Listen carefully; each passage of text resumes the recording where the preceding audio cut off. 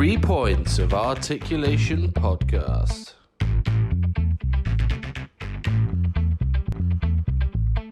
The 3 Points of Articulation podcast. Hello and welcome to the 3 Points of Articulation predictions. This time we're doing a Double or Nothing AEW 2021. As per normal, I'm joined with my co-host, Adam the Wrestling Man. Hi. And no, that's not Griff Garrison down there. It's Johnny Flashback. Griff Garrison's, you've actually rattled off a few likenesses before this started, and Griff Garrison's the worst. I do not have blonde hair. No, but I used the good ones up beforehand. It wouldn't have been as funny, would they? Yes, AEW Double or Nothing. Casino themed again, because AEW likes to do casino themes, even though no one cares, and it's in Jacksonville and not in Vegas. Boys, we start off with Serena Deeb versus Riho, a match that was announced, I think, yesterday or the day before, for the NWA Women's title, which has been defended more times on AEW than anywhere else in the last year. Adam, let's fire across to you first. Who are you going for on this one? Has there been any build-up whatsoever, Jeremy, before we start? I'm going to guess no. They've been tagged together, but nothing significant. They had a match which was in the tournament for the women's title, eliminated the net. It was a pretty good match as well, and Rio won that one. So, if you're not asking my opinion yet, I'll wait. Well, no, I read a few columns the other day in a wrestling internet site, and they were going on about how Serena Deeb was the best female wrestler in probably wrestling now at the moment, rather than just AEW. I don't like the old NWA AEW crossover, but I can't see them changing it, so I'm going to go with Serena. Yeah, I've got to agree on what you said about Serena. I haven't seen her in a bad match, and especially that one with Rio about a few months ago was really good. And I'm pretty hard to please when it comes to women's wrestling, but Serena Deeb is really up there. And yep, you got to imagine she's going to square it up with Rio 1-1 overall, retain the title. It's a shame you're not as hard to please with women's haircuts, isn't it? Yeah, I agree with the pair of you. I believe Serena Deeb's gonna take it. She's been awesome the last few months. I look forward to them signing her up officially. I think she's officially on the roster, is she? Yeah, she's on the website, on the roster. Yeah. Well, she's still doing the NWA title. One of the few. Yes, but yeah, Serena all the way around. 3 for Deeb. Are we going pre-show on that one, do we think? That is pre-show. It's already announced on the pre-show. Yeah, I don't think they're going to change the title of that magnitude on the pre-show. Next up, so we start with the tag team title match then. And the main show, so we've got the Young Bucks versus Jon Moxley and Eddie Kingston. The only build-up we've really had with this has been Mox's feud with Omega, with the Bucks getting involved in that and beating Mox up after a match they had a few weeks back. Mox and Kingston look good as a pairing. They bonded after Mox was saved by Eddie Kingston in that fire explosion of doom. Johnny, who have you got for this one?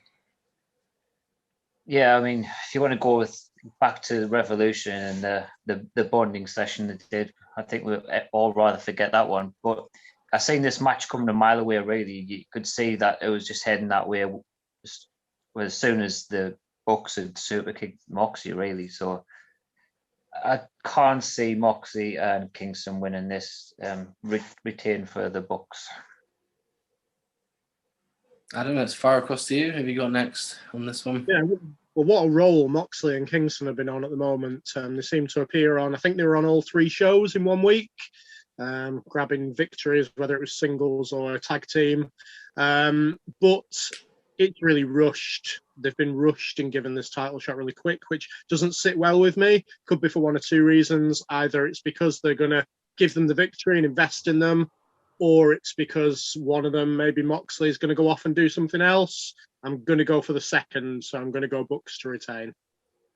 Yeah, I agree. I believe it's going to be the Bucks as well. Mox is invested in too many different storylines at the moment, inside and outside of AEW, for him to win. So, and I think Kingston's there to be the fall guy, sadly. So yeah, Bucks to win.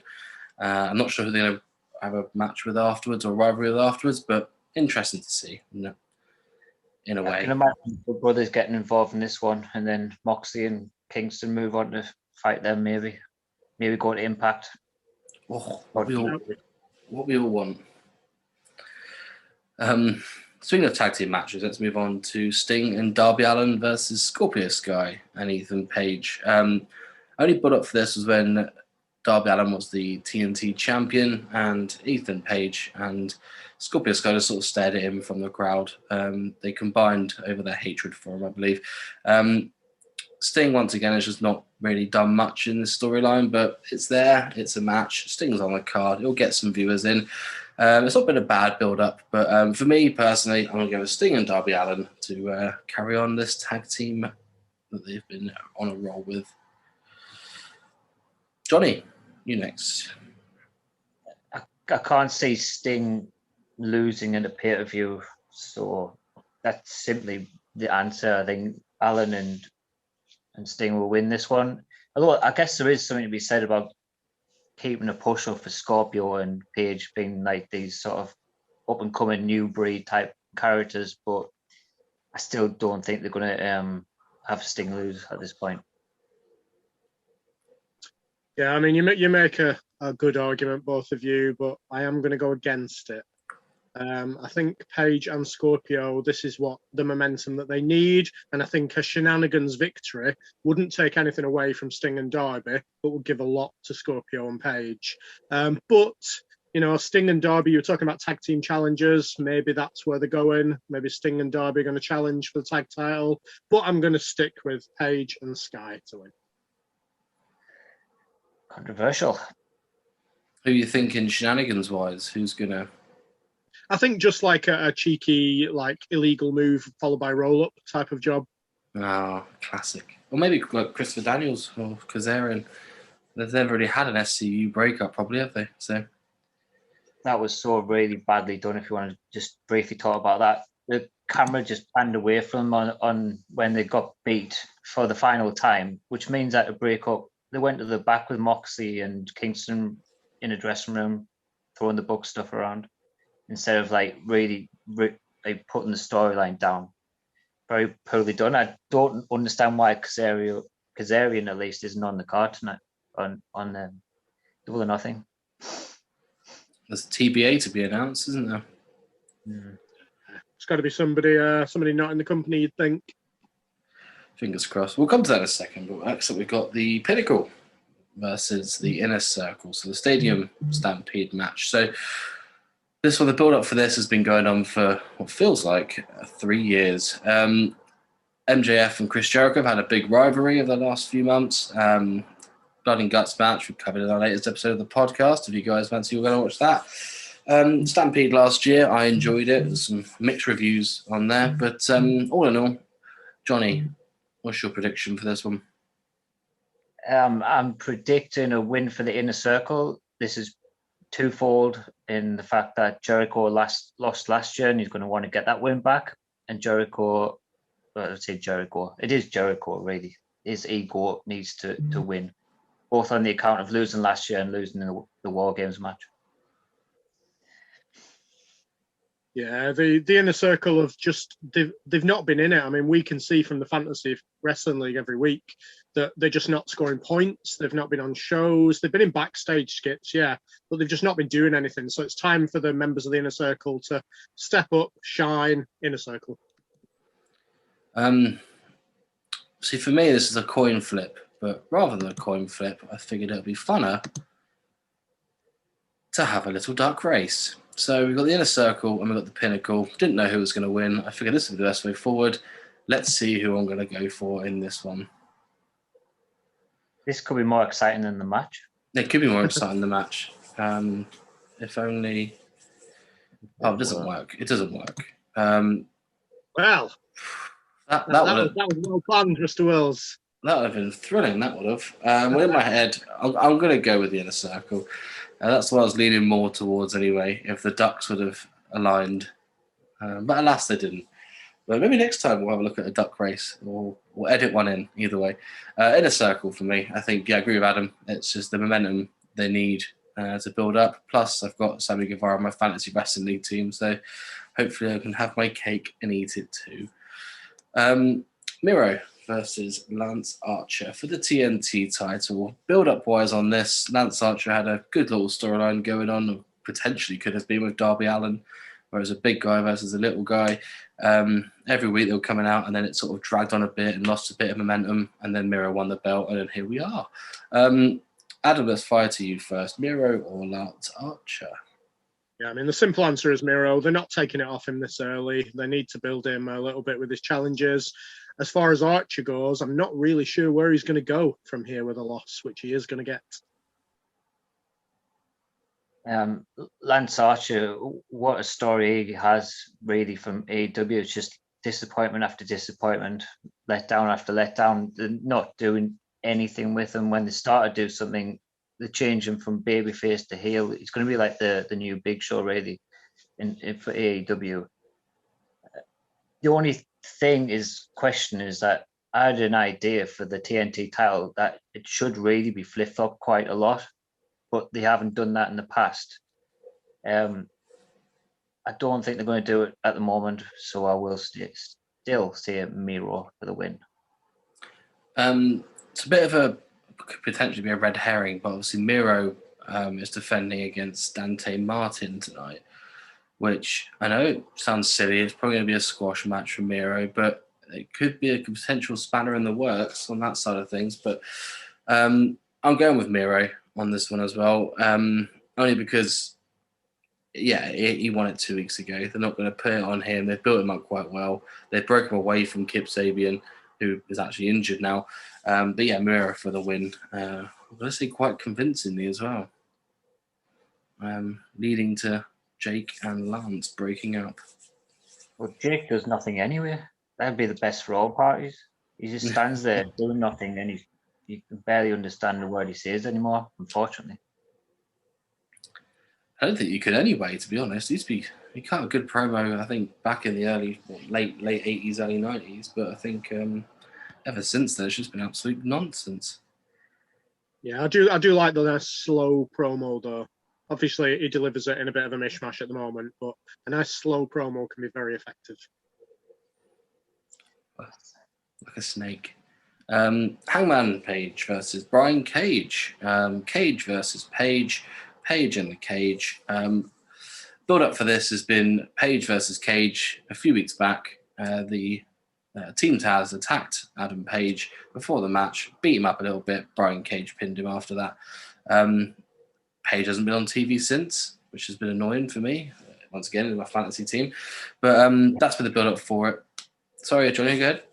He has been on TV. Oh, he's been on TV, but he's not wrestled in a match. He's wrestling on Dynamite coming up. Yeah, it's coming up tonight. So, yeah, for me, I'm going to go with Adam Page. Luckily, Adam Page has got some boys to back him up in the Dark Order, leading to a future feud between Team Taz and the Dark Order, you'd imagine. So, yeah, I'm going to go with Adam Page. Johnny, let's go to you. I think there's an argument for a good storyline that Adam Page can't beat Brian Cage, because Adam Page's only loss in God knows how long is to Brian Cage. You could have this thing going on where, you know, the only person that Page can't beat is Brian Cage. But on the other hand, they have to do 50-50 booking. You know it's going to be Adam Page winning this one. You could imagine that this could be the moment where Team Taz might ditch Brian Cage for the reason that he lost. But you never know. But either way, a win for Adam Page. Wouldn't that literally just leave Powerhouse Hobbs? No, that's injured. And Hook. Hook, yeah. Yeah, I was going to say, Jamie, I don't really see that feud going anywhere that you mentioned, because there is only Powerhouse Hobbs and Brian Cage that are wrestling at the moment. So, you know, it's not really going to be a feud with the Dark Order in that respect. Adam Page to win, it's another Lance Archer situation. Where are they going to go really with Brian Cage? They need to do something, and what Jono said might be right. It might be the split up of Team Taz. Yeah, I mean, what I was hoping for was that they put the FTW title on the line, but that I think that could be a progression of the storyline where that actually eventually happens. They loses, then they split up. But you never know, do you? I think Ricky Starks will benefit in the long run if they do break up because he's a great performer. But Brian Cage for me is a beast if he wins, if he loses. So I think you're Page for me. Personally.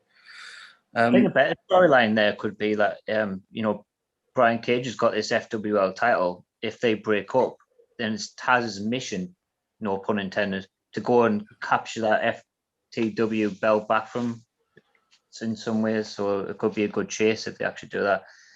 Whether that's with Starks or Hook or someone new they could bring in. Not the FWL title, just to clarify. That should be good in AEW, I tell you. Yeah, Adam's got the FWL. Let's move on to the Battle Royal. So every year they do the Casino Battle Royal. There's always a Joker card that they play in there. They switch it up sometimes. They had the tag team on the last pay-per-view. They've also had a women's one a few years back, but we're back to the Casino Battle Royal for a future AEW World Championship match. Probably an episode of Dynamite. Probably on Dark Elevation. Who knows? So, guys, who do you think is going to win? And bonus question, no extra points for this one, but who's going to be the TBA? Adam, let's fire across to you. I have no clue whatsoever as far as TBA. I really only watch WWE and AEW at the moment, so I don't really know people from different companies. You know, I might well be somebody from NWA, Magnus, Murdoch type people. Who's going to win? The smart money says it's going to be between Christian and Penta, you'd think, if the TBA is not a massive person. We discussed before this about the potential of Big Show having a role somehow in this because he's been added to the commentary team for it. So you never know if he's going to be the TBA.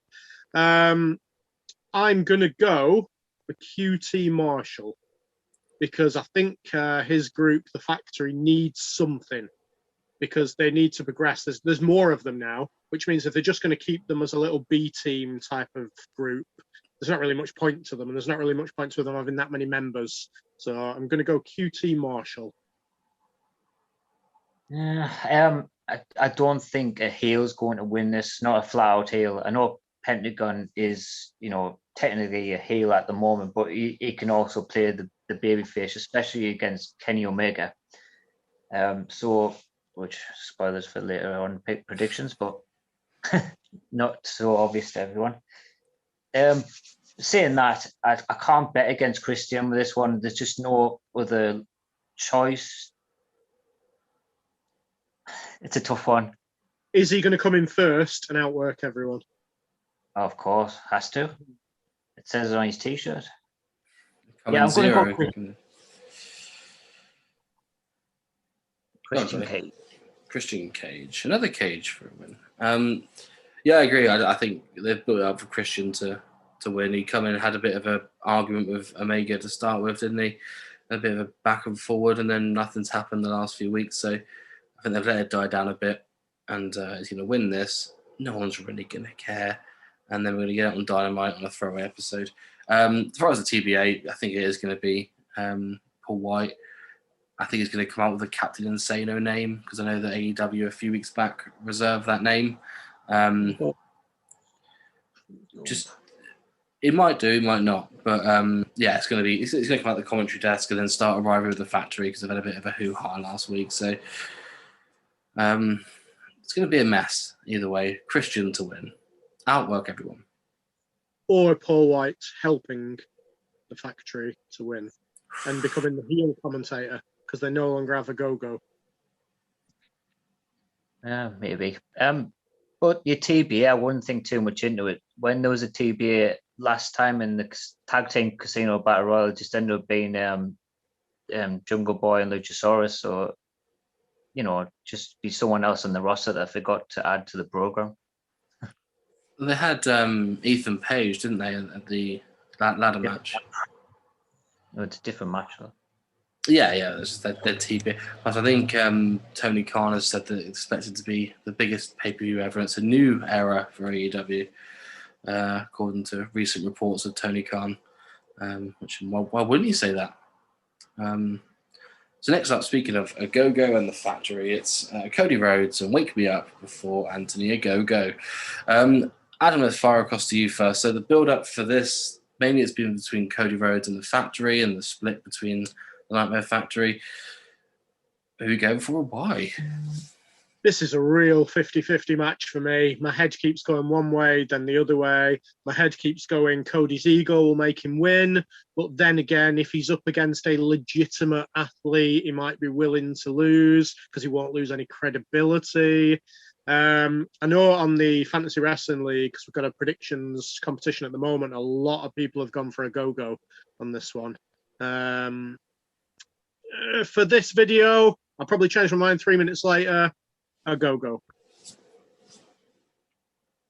I'm in completely the same situation. I can't decide either way. There was something to be said about Cody's ego not wanting to do it, and in the same way, he kind of needs to avenge the bad guys, really. But if you've invested this time in a go-go and he's devastating punch, it might just be too much to handle. But my first instinct was Cody, so I'm going to stick with it and say Cody. See, for me, it's got to be a go-go. I know Cody's ego is quite big, but how big would it be if he loses to a go-go quite convincingly, a la Rocky, and then has a montage, essentially, and then comes back at the next AEW pay-per-view and faces him again, the undefeatable Anthony Go-Go. So that for me would be vintage Cody Rhodes ego. So I'm going for a go-go on this one. That's exactly the same storyline that I pitched for when he lost the title to Brody Lee. It didn't quite manage it as good as I pitched it. With the length of time between AEW pay-per-views, though, do we know when the next one is yet? Because they don't tend to build something up and have the same match again very much, do they? Because there's so much time in between them. The next one is All Out, but I can't remember when that is. It's normally around. There's normally one in the summer. There's the Fight for the Fallen, and they have the beach one as well. I think they've got Beach Bash reserved. The name Beach Bash. Well, maybe that's a possibility then. But I'm going to go over the ego. That's what I'm going to go with on there. So next up we have Hikaru Shida versus Britt Baker, DMD. Main story with this is Britt Baker's been phenomenal recently, mainly on the microphone. She's not had many matches, and up until a few weeks back, Shida's been unstoppable as well as the champion. So that's been the main storyline. It's been essentially Hulk Hogan versus Andre the Giant-esque, hasn't it? No, it hasn't. Johnny, let's go to you. Britt Baker should have been champion 18 months ago at least, really. She's been the face of the women's division in AEW since its inception, really. The only thing that maybe set her back was a couple of injuries, but this is way overdue, and they've kept that title on Shida way too long. Britt Baker, definitely. So I disagree with what you said about Baker should having the title 18 months ago. She was fumbly, she was awful in the ring back then. So I can see a reason why they didn't put it on her. Yes, they were building her up to the face of it. I get that. Hikaru Shida has had it for too long, though. Britt Baker should win it. Since the blood match, where everyone was raving about her, that's probably why they've not had her in too many matches since, because they want to keep that image of her being a fantastic in-ring competitor to this match, so then she can win. She lost that match as well, though. Yeah, I don't remember that. It's a good match. So picking wise, boys, I want to go with Britt Baker is my pick for this one. I think she deserves it. Personally, you both made your picks for these ones. Yep. Baker. Yep.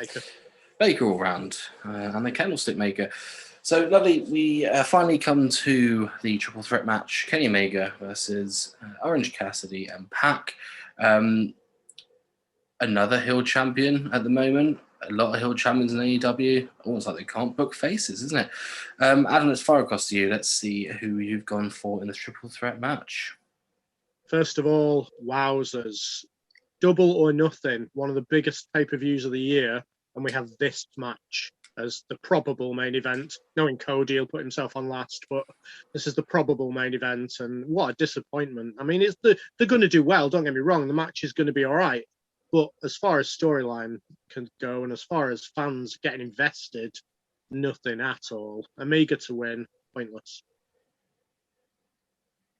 Yeah, I mean, the most surprising thing was when they were talking about a few weeks ago, and they said the two top contenders are Orange Cassidy and Pac, and I'm thinking, what? How?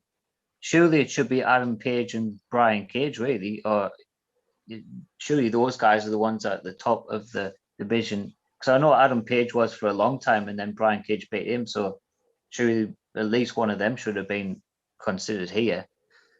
But yeah, it's just one of the most obvious title matches that AEW put on a major pay-per-view so far. So there's no way Kenny's losing to either of these guys. All that says is the first pay-per-view that AEW have had a full capacity of fans, or wrestling-wise. So you'd hope for one of two things. So either this isn't going to go on last, and there's going to be... It's not on last, really. I don't think they will. I think they're going to close with the Stadium Stampede. Right. If it's pre-recorded, it'll be on last to the audience. Yeah. But yeah, as a pay-per-view, it's going to finish with Stadium Stampede, surely. I guess if they put all the fans in the stadium in the end, that makes sense, wouldn't it? But yeah. So if it goes on last, you'd imagine there's going to be a big debut coming. There's going to be something to get the crowd wild up after Kenny Omega squashes the other two. As far as these two being top contenders, when it was announced, I think Jungle Boy was third, Page was second, and I think Cage was fourth. I believe Darby Allin was still the TNT champion, so I think he was technically first because he was undefeated for a while. So where they plucked these two from, I'll never know. Orange Cassidy just come out of a feud with Miro, and Pac had just been in a tag team feud against the Young Bucks. So go figure. Kenny Omega. Yeah, I mean, what's the point of having these rankings and win-loss records if they're just going to come out with complete rubbish like Pac and Orange Cassidy? I didn't see an argument for Orange Cassidy because I did think they sent him on a good run on Dark and things like that, but Pac hasn't been anywhere to be seen for quite a while, to be honest, and he's marches straight in there. Not that I don't like Pac, I think he's phenomenal. He will put in a great match. Yeah, I think one thing that's going to be a given is this is going to be a good match. It's going to be ruined by the fact that we know what the ending's going to be.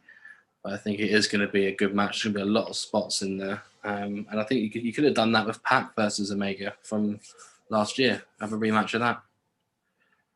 That was a cracking match. Probably the best Kenny Omega match I've seen, in my opinion. Yeah, definitely. So, guys, what are you going for match of the card? I'll go first because I've sprung this question upon you. But for me, I think Rhodes versus a Go-Go is probably going to be match of the night. It's a strange pick, I know. But I think it's good. Hear me out. I think it's going to have a good bit of story in there, in Cody's head anyway. So I think they're going to invest in that a bit more. So I think it's going to be a really good match and potentially match of the night. I'm calling for you both to agree with me. Adam, let's fire across to you.